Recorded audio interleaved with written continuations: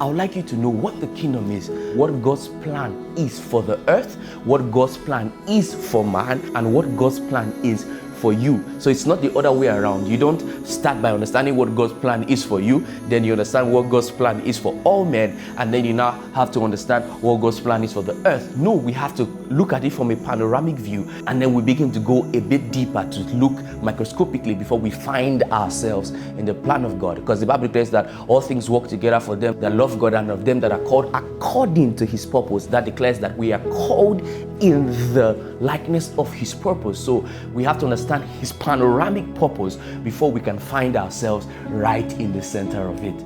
So these teachings will begin to come to you a bit more frequently, but I want you to pay attention very closely, because there is something God is doing in the believer. There is something God is rupturing within the hearts of the believer that are drawing all men unto him. That's why he declares that if I be lifted up, that I shall draw all men unto myself. Now, something we have to understand is that God has a plan for the earth, God has a plan for man, and God has a plan for you. I'll give you a hint, like he declared, that all men be saved. So redemption is a plan for every man, but in the redemption plan, then we have the redemptive gift, which was given obviously to the church for the perfecting of the saints, for the work of ministry. So within that structure is where we find the identity and the purpose of the individual.